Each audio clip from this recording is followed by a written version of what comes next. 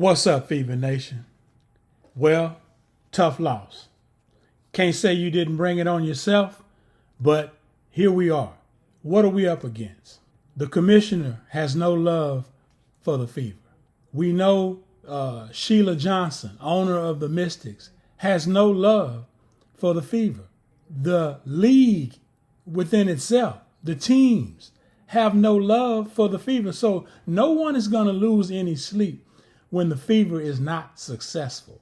You have to know going into these games, in order for you all to seal a victory, you have to put teams away.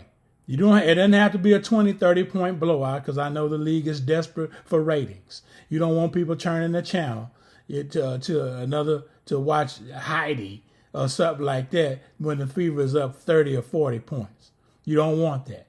But they don't mind blowing out the Fever by that much, because they know Fever Nation gonna hang in there to the very end, because we are Fever Nation. Now, moving forward, how do you overcome playing like this? The Fever got caught playing down to the Dallas Wings. That was their downfall this past game.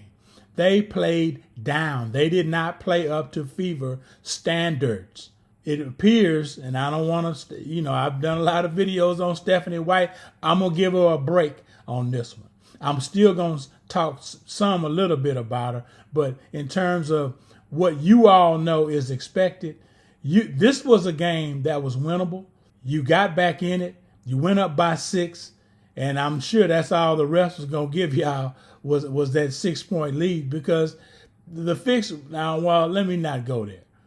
The game was winnable.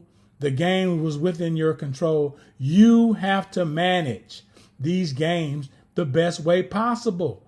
You cannot, if you're going to put this into a one-possession game down the stretch, and you're going to possibly put it in the hands of the officials, Fever, this is what can happen. Let's begin with the basics. Well, the Fever shot 28 of 63 from the field. The Fever normally gets at least 70 plus shots. Prior to this contest, the Fever has averaged at least 70 plus shots per game. My metrics, if you all have been following me, for those of you all who are just joining my channel, my metrics in situations like this, and in every situation, especially losses, close losses, and reasonable blowouts. Now that loss against the Mercury, nothing could have saved them but playing better, period. But in 3 or 4 possession games, I always turn to free throws, missed layups, and turnovers. These are the 3 metrics I look at closely and determine whether or not the loss could have been overcome just by simply playing better. Now, coaching is a large part of this too, Fever Nation. There are some challenges on that level which I'll address maybe toward the end of this video. For those of you have appreciated what type of information I have offered, if you are new to my channel, please subscribe. Please subscribe. Now, moving forward, I'm a realistic Fever fan. I'm realistic Fever Nation. I'm going to say what I need to say when I need to say it, and in a way that I hope is appropriate for most of you. But I'm a Fever fan. I came on board with Clark. I like her game. I like what she brings to the table. She reminds me of Magic Johnson. I know that might be a stretch for some, but she reminds me of Magic Johnson when he first came into the league. No one really appreciated his style, not even his head coach. His head coach was so enamored, not necessarily enamored is not the word. He was so aghast of his playing ability. First of all, he's never seen a 6'9" point guard. And then he was wanting to do a setup. He was used to the half-court offense. Magic, like Caitlin, was about attacking the defense before they set. Let's attack the defense before they set, even after made baskets. These women are used to cruising down the floor and setting up. Clark, as soon as that ball goes through the net, don't let it drop to the floor. Catch it out of the net and get it back up to court, back up in their face and in their grill, and hopefully back to the rim, if possible. Stephanie White seems to have a problem with that. She's used to the half-court game. That's the old game. That's the old game. That's the way the old school played. The new school, with a blend of old school, half-court, when you say, hey, run half-court when that's all that's left. But push the tempo, push the pace. That's what I like about Clark's game. It reminds me so much of Magic. And no one expected it to be successful. But the owner, Dr. Jerry Buss, God rest his soul, rolled the dice, let go the head coach in favor of Magic.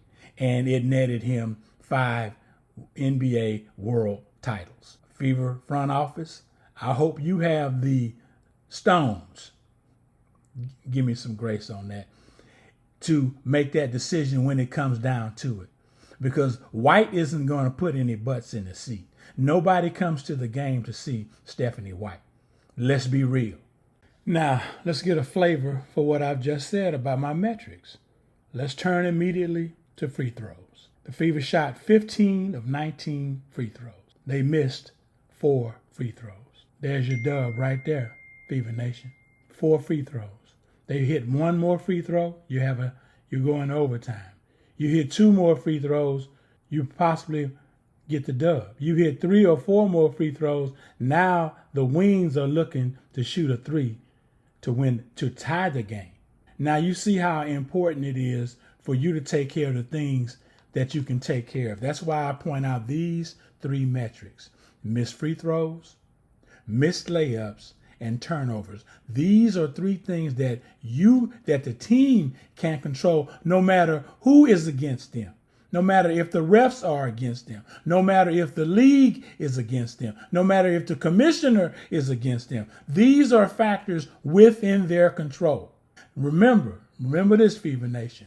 The cheat code when you're dealing with an officiating crews like the Fever are going to be dealing with on a night-to-night basis or game-to-game basis, you got to knock down your shots. It's hard to take a game away from a team that is hitting their shots. When you are having an ugly game from the field, you allow them, you almost invite them into the game. Now they're going to muck it up. You're going to see a lot of questionable calls, just like, what was her name? Leah Rue had, she held Aaliyah Boston's arm down on that play, and then Aaliyah Boston got the foul at the end of the play. But the purpose of my video was not to complain about 1 or 2 plays or a numerous number of plays that the Fever didn't get. You have to control your own destiny in these games, Fever, Big Four. You all have to knock down shots. You all have to move that ball around, getting the best look that's available. Okay? Don't sit and pout over this game. Sit and pout over the way y'all played.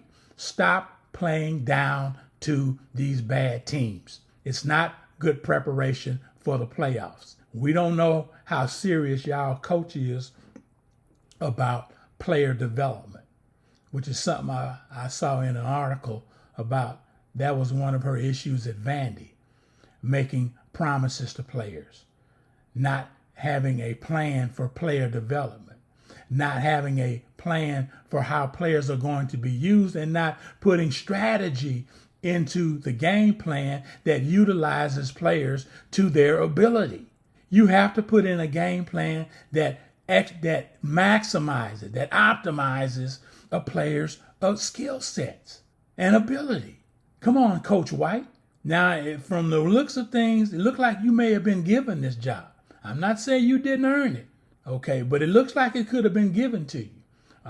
That's a whole nother conversation.